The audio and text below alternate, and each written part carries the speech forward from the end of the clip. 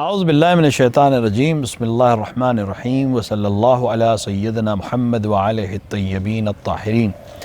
امام زمانہ جل اللہ تعالیٰ فرجہ الشریف کے سلسلے میں جو گفتگو مسلسل جاری ہے، اس میں ایک بحث یا ایک سوال یا ایک گوشہ یہ بھی ہے کہ ہم کس طرح حضرت کے لیے اپنے آپ کو آمادہ کریں۔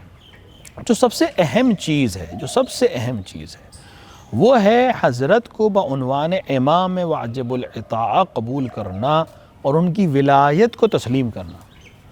دیکھیں، ہم اذان میں کہتے ہیں اشہد ان علی ولی اللہ، یعنی ہم گواہی دیتے ہیں کہ امیر المؤمنین علی بن ابی طالب علیہ السلام اللہ کے ولی ہیں، اور ہم اپنے فروع دین میں جب ہم امامت کے سلسلے کو یاد کرتے ہیں، اصول دین میں امامت کے سلسلے کو یاد کرتے ہیں، اور بچپنے میں جو امامت کے سلسلے کو یاد کرتے ہیں، آپ سے پوچھا جائے پہلے امام کون، امام علی، دوسرے امام کون، امام حسن، یہاں تک کہ آپ حضرت تک سارے اماموں کے نام لیتے ہیں۔ تو جب ہم امام کہتے ہیں تو اس کا کیا مطلب ہوتا ہے؟ السلام علیک یا ولی اللہ کہتے ہیں، کیا مطلب ہے؟ امام ہمارا ولی ہے، کیا مطلب ہے؟ امام کی ولایت کو ہم قبول کرتے ہیں، کیا مطلب؟ من کنت مولاہ فہذا علی مولا، جو رسول اکرم صلی اللہ علیہ وآلہ نے یوم غدیر فرمایا، جس کا میں مولا اس کے علی مولا۔ کس عنوان سے؟ مولا کس معنی میں ہے؟ ولی کس معنی میں؟ ولایت کس معنی میں ہے؟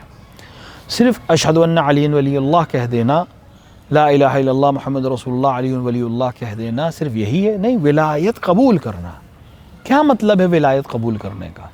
ولایت قبول کرنے کا مطلب یہ ہے کہ انسان اپنا ولی، اپنا سرپرست، اپنا آقا امام کو سمجھے، امام کو واجب العطاء سمجھے، یعنی امام نے جو کہا ہمیں اسے قبول کرنا ہے، بغیر سوال کے، بغیر اعتراض کے، بغیر کسی چوں کے، بغیر کسی چرا کے۔ اگر ہم تاریخ کے جو کردار ہمارے پاس ہیں، وہ صرف اس لیے نہیں ہے کہ ہم ان کو پڑھیں اور فضائل پہ پڑھ کے خوش ہوں یا مصائب پہ صرف رول لیں، نہیں، ہمیں سیکھنے کے لیے۔ اگر ولی کے معنی کو سمجھنا ہے تو تاریخ کے دو کردار ہیں جو بہترین معنی ولایت کو سمجھاتے ہیں، ایک جناب زینب سلام اللہ علیہ کا کردار، ایک ابو الفضل عباس علیہ السلام کا کردار۔ کیوں اہمیت ہے ان دو افراد کی؟ کیونکہ ان دونوں نے اپنے ولی کی اطاعت کے معانی کو ہمیں سمجھایا ہے۔ ولی کسے کہتے ہیں؟ ولی جس کو مانا امام جسے مانا، اس کی اطاعت کیسے کی جاتی ہے، یہ دونوں شخصیتوں نے ہمیں بتایا۔ یہ ہمیں بتا رہے ہیں کہ اگر تم کسی کو اپنا امام کہتے ہو، اپنا امام تسلیم کرتے ہو، تو تمہیں کیسا ہونا چاہیے۔ ابو الفضل عباس علیہ السلام نے امام حسین کی اطاعت اس طرح سے کی کہ پوری دنیا کے لیے نمونہ عمل ہے کہ مطیع کیسا ہوتا ہے۔ آپ جب زیارت پڑھتے ہیں امام ابو الفضل عباس علیہ السلام کی، جو زیارت جو امام سے ہم تک پہنچی ہے، امام معصوم سے ہم تک پہنچی ہے، اس میں ہم کیا کہتے ہیں؟ السلام علیکم مطیع اللہ ولرسولہ ولامیر المؤمنین، مطیع خدا، مطیع رسول، مطیع امیر المؤمنین اور ائمہ علیہ السلام۔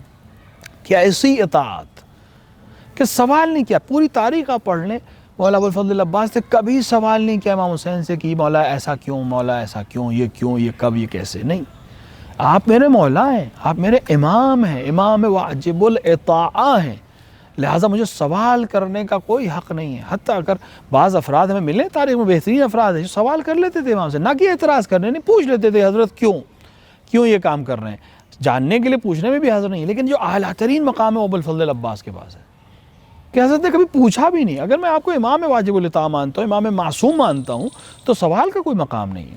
جناب زینب سلام اللہ علیہ، ان کا بھی یہی کردار ہے۔ جب امام حسین کے لیے بیتاب ہو رہی تھیں، شب عاشور شہادت امام حسین سے مضطرب ہو رہی، امام نے کہا صبر کرو، صبر کیا۔ مختلف میں جب آنے لگی، امام حسین نے کہا ارجعی، لوٹ جاؤ، لوٹ گئی۔ یہ ہے امام کی اطاعت۔ سب سے پہلی چیز جو ہمیں امام زمانہ عجل اللہ تعالیٰ فرجہ الشریف کے لیے اپنے آپ کو آمادہ کرنے میں اپنے لیے صحیح کرنا ہے، وہ یہ کہ ہم مطیع ہیں امام کے نہیں ہیں۔ اور چیک کرنا بہت آسان ہے، ہر وہ عمل جو امام کے حکم ہے، خدا کا حکم ہے، رسول کا حکم ہے، ہم اس کو صحیح سے انجام دے رہے ہیں یا نہیں دے رہے ہیں۔ اگر انجام دے رہے ہیں تو ہم اطاعت کر رہے ہیں، اگر انجام نہیں دے رہے ہیں، کوئی راستہ تلاش کر رہے ہیں، کوئی بہانہ تلاش کر رہے ہیں، تو ابھی ہم اطاعت کے مرحلے میں داخل نہیں ہوئے ہیں۔